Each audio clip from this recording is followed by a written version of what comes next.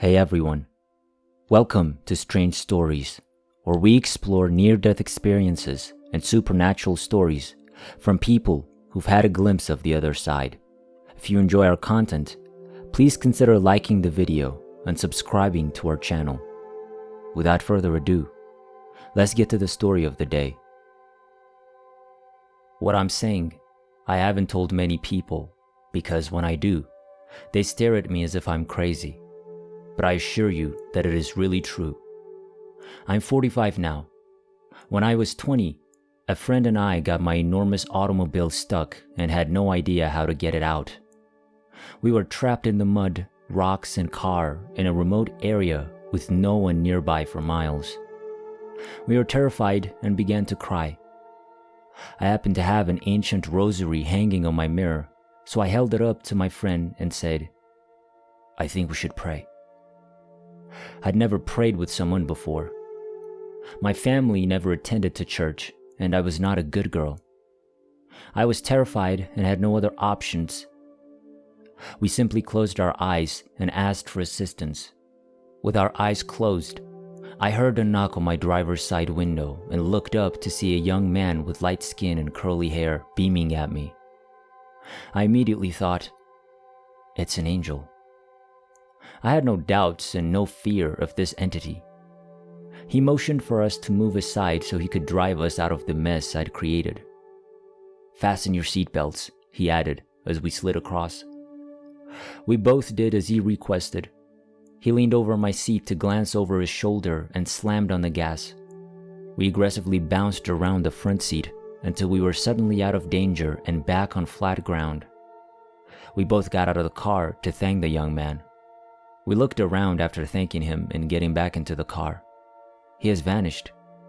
We could see far into the woods through the tall, narrow trees, so we knew there was nothing in our way. He was there 1 minute and gone the next. I was leaving the home of a friend who lived high up on a hill a few years later. Some of the roads that led down the hill were quite steep. It was a cold night. My partner was sitting next to me as I drove down the steep hill at the moment. I lost control of my car as it slid quickly and collided with an oncoming pickup truck. I knew if I didn't hit the truck, I'd go through the guardrail and down the steep hill on the opposite side of the street. As I calculated everything, my mind became sluggish and peaceful. I don't want to die, I thought to myself. It was as though a hand reached down from the sky and grabbed our car. We were miraculously at the bottom of the hill, parked on the side of the road, and the truck was safely passing us. I was furious with my father after he died in 2001. He was a buck and unable to choose between them because I was frightened of making the wrong choice. "Stop sitting on the fence and just pick anything," my spouse urged one day. I discussed my problem to a lady friend at work one day, and she suggested I look on a website for a church in my neighborhood that she believed I'd like. I did, and there was a prayer to accept Jesus on the webpage. I was the most broken, messed up girl you could imagine at the time. I'd done things that I was so ashamed of that I couldn't live with myself. Most days, I wanted to commit suicide. I had given up trying to be happy at that point as I sat on my computer, because I knew nothing I did would ever repair what was wrong with me. I closed my eyes after reading the prayer, in which I asked Jesus to take over from me. A dazzling golden light appeared out of nowhere. It was something I can't describe because there aren't enough words to convey it. The golden light brought with it a sensation of tranquility that flooded the room like warm liquid, accompanied by a sense of heaven's delight. I've never felt so amazing in my life, I thought to myself. I took a big breath, unable to leave that moment. I closed my eyes as long as I could, till I realized I needed to open them before someone came into my cubicle. I opened my eyes and went about my business, simply thinking to myself how strange that was. On my way home in my automobile that day, I realized that, unlike my regular commute, I didn't want to crash into the guardrail. It was as if someone had removed the blinders from the sides of my eyes and removed the black clouds that hung over me. I told myself out loud, "It'll be okay." People soon began to notice that I'd changed for the better. I had another incident in 2009. My cousin, a meth addict, had given her father custody of her first 2 children. She was pregnant for the 3rd time, but this time by a new man, a drug-dealing convicted felon. Neither my cousin nor the man were capable of caring for a child.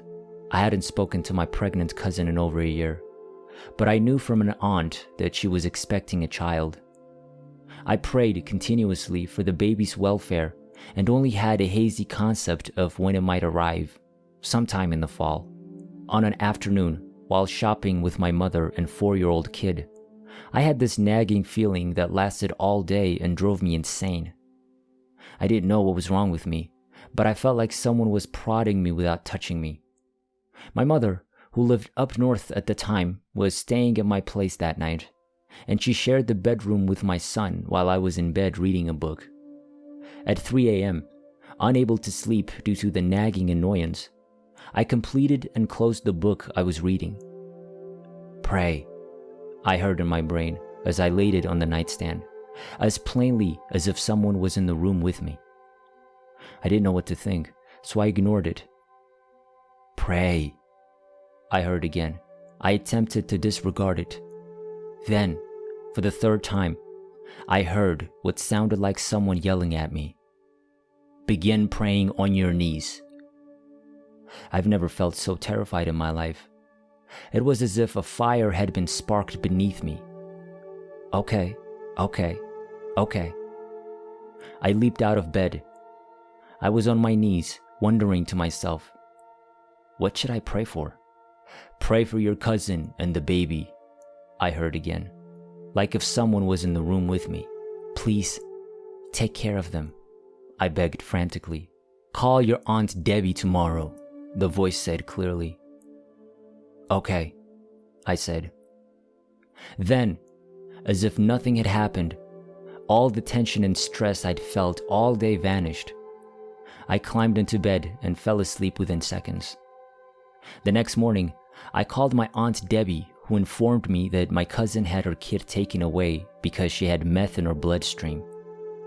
My cousin requested that my family foster her child.